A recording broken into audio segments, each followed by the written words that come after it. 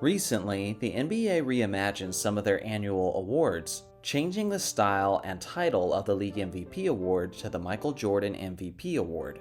Along with all the various awards they recreated, they implemented a completely new one, the Jerry West Clutch Player of the Year. So seeing that the NBA has been around for over 75 years, what if we retroactively awarded these trophies to the most clutch player from each season? Who would the winners be, and how would it affect their legacies? Today, I'll do my best to answer that. The decade we're looking at in this video is the 2000s, and let me know in a comment if you agree or disagree with these choices. Starting the list with the year 2000, my first Clutch Player Award winner is none other than half man, half amazing Vince Carter. This was essentially Vince Carter's peak in terms of his popularity, as he dominated this season's NBA dunk contest, providing some of the most iconic moments of basketball history. The thing that many people forget is that not only was Carter a legit superstar, but during his prime, he was consistently one of the most clutch players in the entire league, which was frequently drawing comparisons to Michael Jordan. Two of Carter's biggest moments this year were his game-winning buzzer beaters. One was an incredibly tough shot to defeat the Celtics in Boston, and the other was this dagger three-pointer to defeat the Clippers by 1 point. But along with those was a plethora of huge go-ahead baskets in fourth quarters. Carter was also second in the league in points scored in the fourth quarter, trailing only Shaquille O'Neal. When you only have a few seconds left and you need a guy who can hit a shot from just about anywhere, a prime Vince Carter is never a bad choice. Winning the Clutch Player Award in the 2000 to 2001 season is none other than the answer, Allen Iverson. Not only was Iverson famously awarded with that season's MVP, but I also believe that he was unquestionably the most clutch player that season, as he was repeatedly providing late-game heroics for a 76ers team that didn't have many offensive weapons. His clutch performances were certainly needed, as his 76ers were 14-7 in games decided by 5 points or less. Iverson led all players that season in fourth quarter scoring, and remarkably, he improved all of his efficiency splits when playing in the fourth quarter compared to the rest of the game. Winning the award in 2002 is the man known as the Truth, Paul Pierce.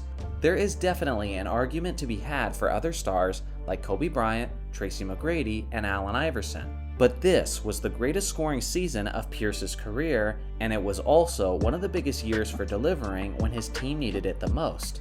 Pierce was second overall in the entire league in fourth quarter scoring, and the only player who finished ahead of him was the 76ers' Allen Iverson. But Iverson also played 22 less games than Pierce, which helped give the Celtics legend the edge. He also hit numerous big baskets, including a game-winning buzzer beater over the Miami Heat.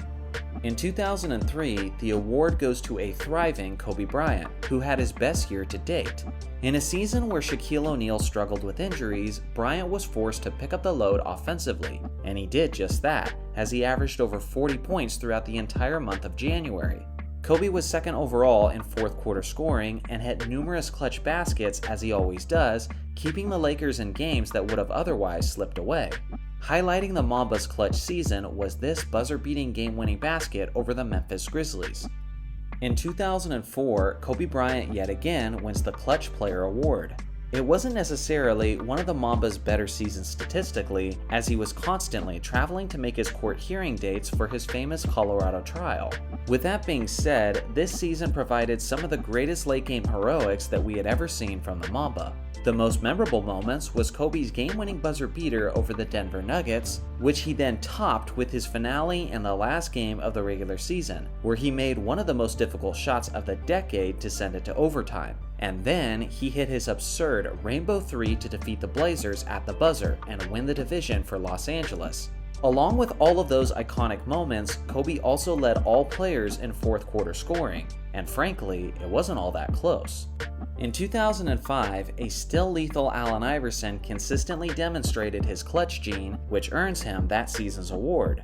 You certainly have to give a shout out to the Rockets' Tracy McGrady, who achieved arguably the most clutch comeback in NBA history, as he scored 13 points in 35 seconds to defeat the extremely strong San Antonio Spurs.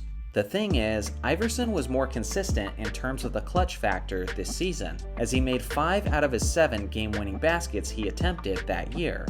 Not only was Iverson that season's leading scorer, but he was also second overall in fourth quarter scoring, trailing only Kobe Bryant, who was basically stat padding on a Lakers team who missed the playoffs by a mile. The player winning the award in 2006 may come as a surprise to some of you, but is actually the Denver Nuggets' CARMELO Anthony. When we think of the 2006 season, everyone of course thinks of Kobe Bryant, as he famously averaged 35 points, dropped 62 in 3 quarters, and 81 points in a game, while carrying a lackluster Lakers squad to the playoffs. Although Kobe filled up the stat sheet through all 4 quarters, no one was finishing games with big buckets more consistently than CARMELO Anthony, as the young star was legitimately in the conversation for the most clutch player in the entire league. In situations where there was no more than 24 seconds left in the game and the teams were separated by 2 points or less, CARMELO hit a ridiculous 7 out of his 10 shots that season. Not only was he not afraid of the moment, but no one, including Bryant, was coming through as reliably as Melo was that year. Winning the award in 2007 is a player that many often overlook, the Wizards assassin Gilbert Arenas. This was one of the most impressive scoring seasons of Gilbert's career, as there was basically nowhere on the court where he wasn't a threat. The signature matchup of his season was when he dropped 60 points on Kobe and the Lakers in Los Angeles. Not only did he outshine the Mamba in one of the all-time great solo battles, but Arenas was certainly the more clutch player, as he dropped an absurd 31 points between the fourth quarter and overtime. Arenas also had several clutch buzzer beaters, including this pull-up 3 to beat Milwaukee and this deep sniper shot to beat Utah. These are just a few of his dagger jumpers that made the difference that season. This perfectly summed up Gilbert's prime, as he was a high-scoring, deep-shooting, clutch-as-it-gets marksman. Winning the award in 2008 for the first time, but probably not his last, is the man they call the king, LeBron James.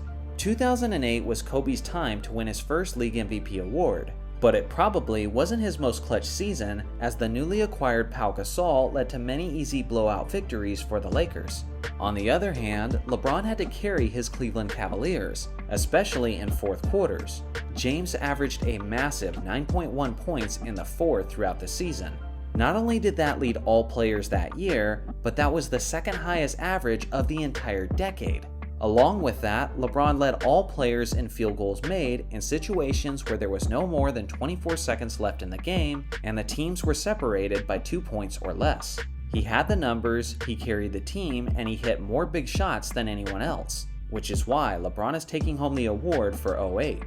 In what may be a surprise to some, but not to anyone who watched him play, Brandon Roy is taking home the Clutch Player Award for 2009. At the time, Roy was one of the most dangerous isolation players in the game, and he had a serious clutch gene. By the time the regular season was over, Roy made over 25 shots with less than 35 seconds left in the game that either tied the game or gave his team the lead. He was ranked 6th overall in fourth quarter scoring, but among the players in the top 10, he was easily the most efficient, as he shot 50.5% from the field and 44.3% from three-point range in the fourth quarter. He had many game winners that season, but none were more iconic than his buzzer-beating 3 to beat the Houston Rockets. Clutch performances like this were a huge reason why Kobe Bryant once said that Brandon Roy was the hardest player to guard in the entire Western Conference. So what do you guys think? Was there any awards that you thought should have gone to someone else? Let me know in the comments section below. Thanks for watching as always. Make sure to like and subscribe for more basketball content, and I'll see you guys in the next video.